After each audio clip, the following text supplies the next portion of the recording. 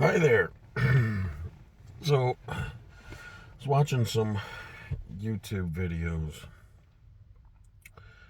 and I like to watch YouTube videos about the inner workings of relationships and why people do what they do. So, I guess it's like psychology or something, and a lot of what I've been studying and listening to about professionals or just about people who have firsthand experience is one of the things that come up often is the subject of rejection. So I thought that it would be a good idea to talk about the things that I have been rejected in. And let me tell you, as I sat there and started to think about the times that I've been rejected, I remember quite a bit of them. Uh, so you could almost say that every time a person is rejected, agree with me or not, it leaves a lasting impression on that person. And I think that some people know this, so then they have a really hard time rejecting people. They'll always include people into whatever they're afraid to reject them. And that's a huge part of what I am. I mean, maybe let's say that maybe I'm going to start a football team, and let's say the guys show up and they want to join the football team, and some of them maybe aren't that athletic, and I just will have a hard time saying, hey, we don't need you.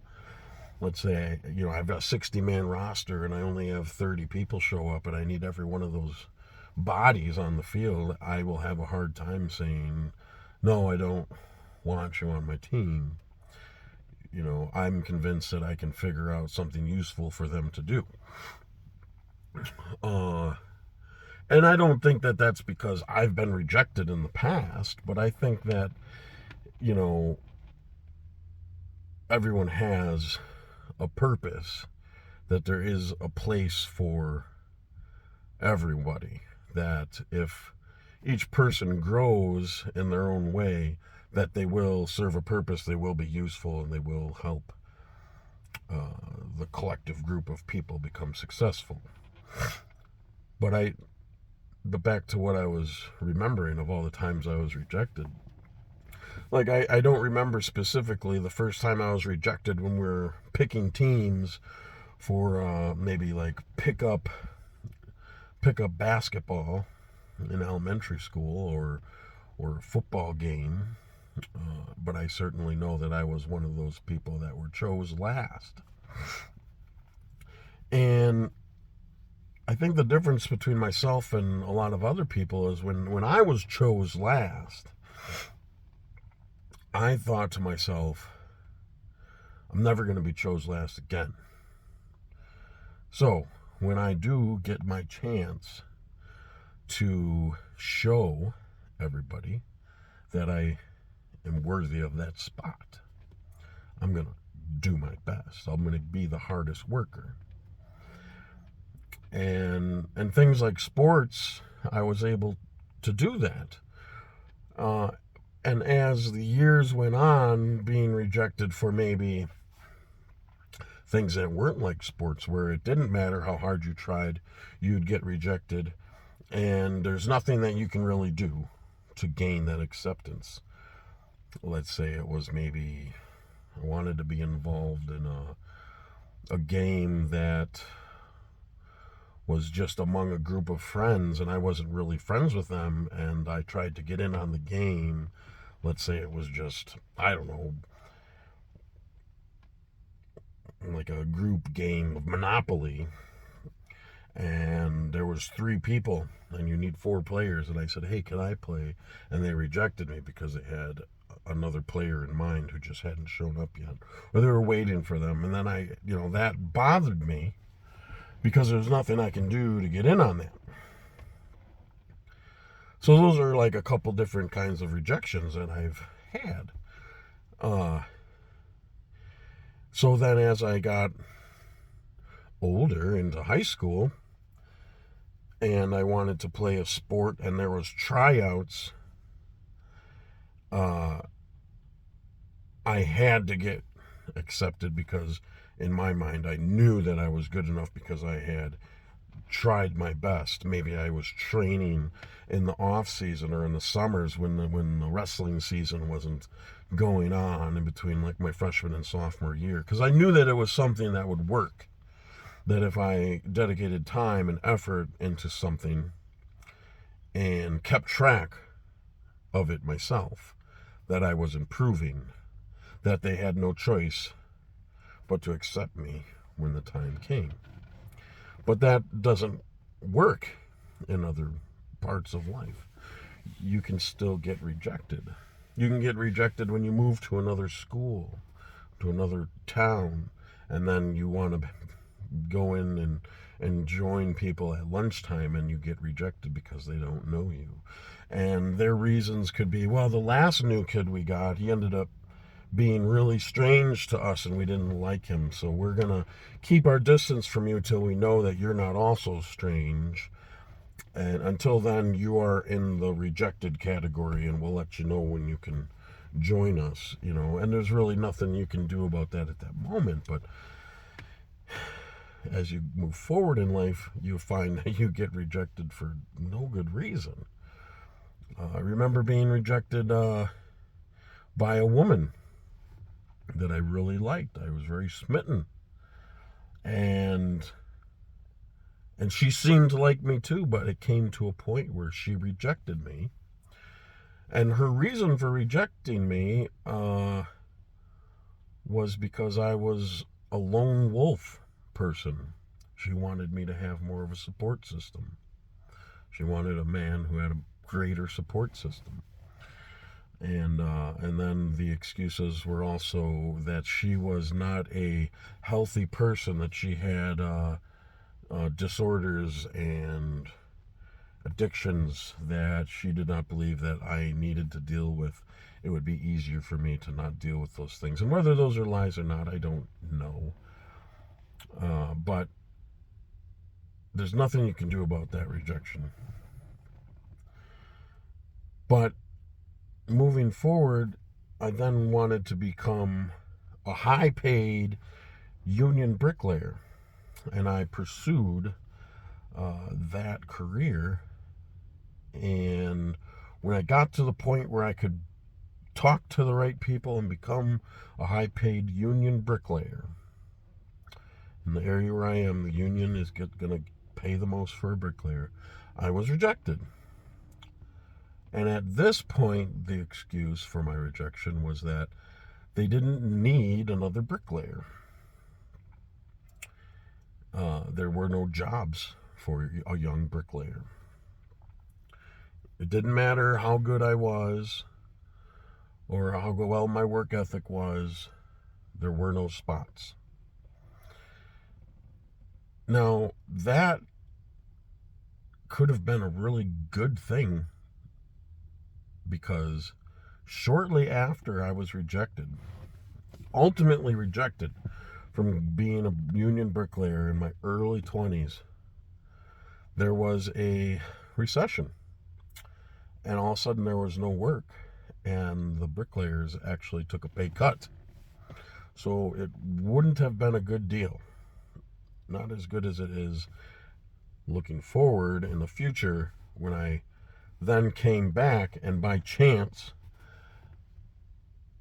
a job became available as a union bricklayer. And at that point, there were so many positions for me that I could pick and choose what town I wanted to work in, who I wanted to work with, and even maybe the hours I wanted to work. If I don't want to work every day of the week, they're probably not going to substitute me with someone else, because there's so few bricklayers and so many jobs right now.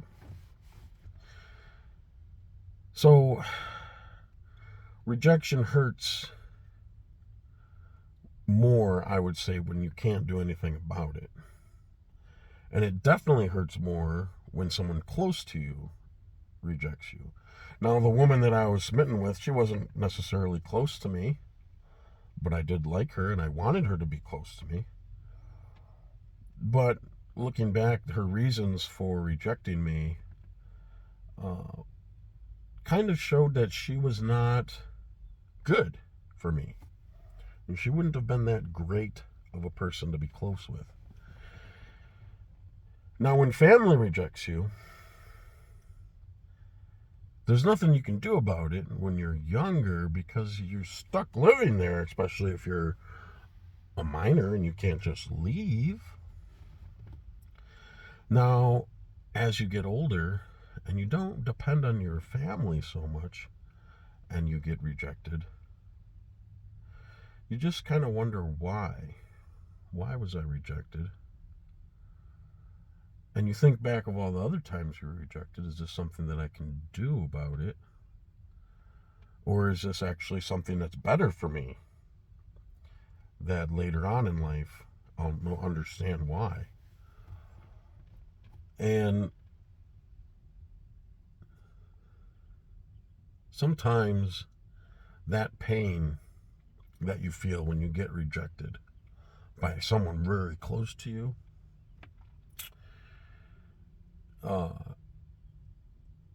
you realize that some rejections, those ones that have nothing to do with what you can do about it, there's nothing you can do about it, and they hurt a lot more, and they affect you a lot more, those rejections are sometimes ones worth fighting for. But you can't necessarily do anything except one thing: accept that you've been rejected. But don't change who you are, because who you are should be good enough if it's someone that loves you. And then you also have to think am I being rejected because somebody has an ulterior motive to hurt you? That's another thing to think about, because rejection hurts. And some people know that it hurts, and some people want to hurt you. So they will orchestrate a way to get you rejected. It's important to be able to recognize those things and to see if you're being a tool to hurt somebody, or if you really just need somebody out of your life. Is it what you want, or is it what someone else wants, and you have to play along with it for whatever reason?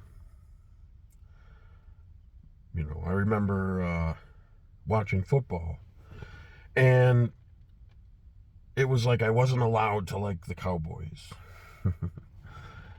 And I like the Cowboys' uniforms and their cheerleaders. I like the Cowboys, but in our household, you do not like the Cowboys. You like the Packers. And all that's really not a big deal, but sometimes you get the impression, you get a realization that you were made to believe that you needed to reject somebody or something. And that is important to recognize that. When you recognize that, that's when you can move forward, both as someone rejected and both as someone as rejecting someone else. Because it might not actually be you who's rejecting them. You might just be a tool for somebody to hurt somebody else for whatever reason. And sometimes that reason is maybe because the person who is being rejected will not allow false realities to happen. Someone who tells the truth is often rejected because the truth hurts. A lot of people don't like the truth. A lot of people don't like to be told what's going on, what's happening, because some people go about their day and do things that are hurtful and bad to other people, and they do it every day, and they get away with it, and they don't want to hear the truth that they're hurtful people. And the person who tells the hurtful person that they're hurtful, I guarantee you that the person who's telling the truth is going to be rejected. So not all rejection's bad, but you need to recognize that.